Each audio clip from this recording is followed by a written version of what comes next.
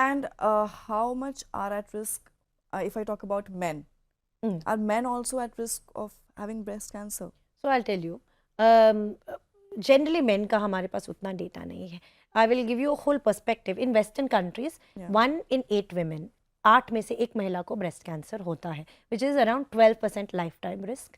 वही नंबर हमारे urban setup में 1 in 24 है.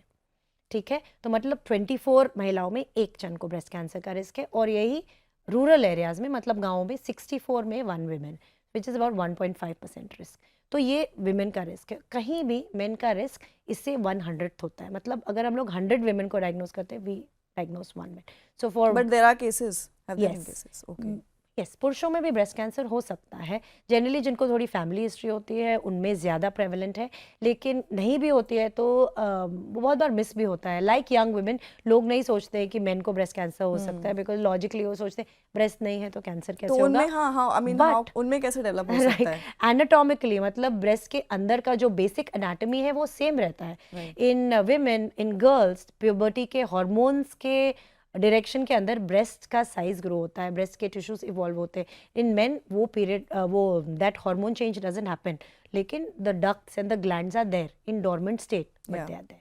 Okay. Now जब hormones की बात हो रही है, of course, periods, menopause, all of that comes into play. PCOS, PCOD, जिन लड़कियों को PCOS, PCOD है, क्या are they at a higher risk of developing breast cancer? Not particularly, मतलब of course they also struggle with weight, Yeah. so that is a causality that can happen.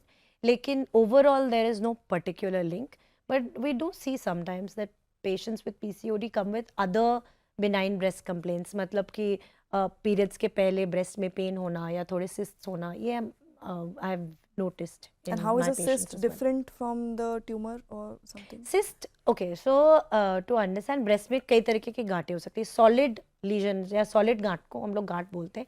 अगर उसी गांठ में पानी भरा रहा होता है, that's called a cyst. Okay. Now a cyst generally cancer नहीं होता है, लेकिन कुछ टाइप्स के कैंसर होते हैं जो सिस्ट की तरह प्रेजेंट कर सकते हैं.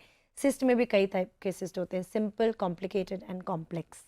तो अगर आप कभी अपने ब्रेस्ट का अल्ट्रासाउंड करेंगे तो उसमें वो उसको अच्छे से डिटेल में बताएंगे. तो generally simple and complicated cysts benign होते हैं. कॉम्प्लेक्स सिस्ट्स मतलब सिस्ट के अंदर और भी वॉल्स हैं, या उनके वॉल में थोड़ी थिकनिंग दिख रही है, या सिस्ट के अंदर कुछ ग्रोथ भी दिख रही है, उस टाइप के जो सिस्ट होते हैं उसमें कभी कभी कैंसर्स हो सकते हैं. Okay. And as we are discussing about treatment, of course, इसमें screening बहुत ज़्यादा important है. At what age should women start getting screening for this breast cancer?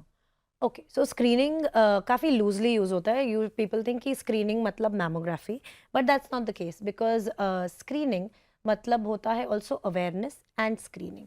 So awareness में I think every girl big turning 18-20 को उसकी mother या उसकी trusted aunt और older sister should explain to her कि ब्रेस्ट हेल्थ क्या है, और उसको ब्रेस्ट कैंसर के सिम्टम्स क्या है, अपने आप को चेक कैसे करते हैं. Right. और ये information should start at the age of 20.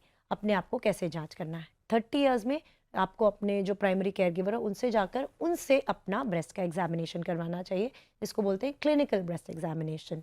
और at the age of 40 meet an oncologist and उनसे पूछिए क्या मुझे मैमोग्राफी कराने की ज़रूरत है. तो वो आपके पर्सनल कैंसर रिस्क को असेस करके आपको एडवाइस कर सकते हैं कि आपको मैमोग्राफी की ज़रूरत है, और you are okay with just clinical breast examination and self breast दोनों में एग्जामिनेशन. डिफरेंस क्या रहेगा, clinical breast examination and mammography? So self breast examination is खुद का एग्जामिनेशन करना. Clinical breast examination same examination, कोई डॉक्टर या somebody who is train to do it कर रहा है. एंड मैमोग्राफी इज ब्रेस्ट का एक्सरे या इमेजिंग निकालना. इसके बाद ट्रीटमेंट ऑप्शंस क्या अवेलेबल रहते हैं पेशेंट्स के पास? सो जब हम लोग ब्रेस्ट कैंसर डायग्नोज करते हैं, there are a few things we do. One is that we do the mammography, you do the examination, और हम लोग बायोप्सी करते हैं. उससे हमें पता चलता है येस इज दिस कैंसर और नॉट, और ऑल्सो कि ये कौन से टाइप का कैंसर है. तो आई डोंट, आपने मे बी सुना होगा कि हार्मोन पॉजिटिव कैंसर्स होते हैं, ट्रिपल नेगेटिव कैंसर्स होते हैं, HER2 पॉजिटिव. सो ये डिफरेंट टाइप्स होते हैं एंड सब कुछ अलग अलग तरीके से ट्रीट किया जाता है. So for example, and then also we do a PET scan. So PET scan में देखा जाता है कि बॉडी में और कहीं स्प्रेड हुआ है कि नहीं.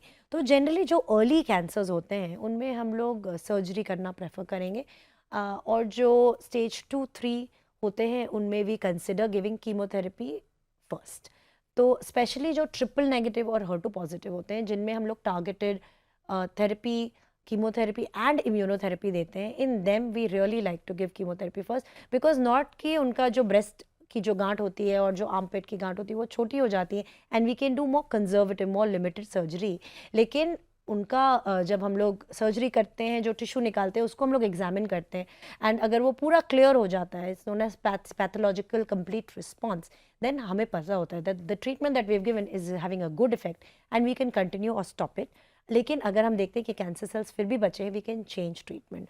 सो इट्स पर्सनलाइजिंग मेडिसिन, अंडरस्टैंडिंग कि पर्सन ए पर्सन बी के ट्यूमर से बिल्कुल अलग है, ऑल्दो दोनों हो सकते हैं ट्रिपल नेगेटिव, लेकिन एक ने रिस्पॉन्ड किया, एक ने नहीं रिस्पॉन्ड किया। The ones that respond generally do a lot better, the ones that don't respond we change that treatment.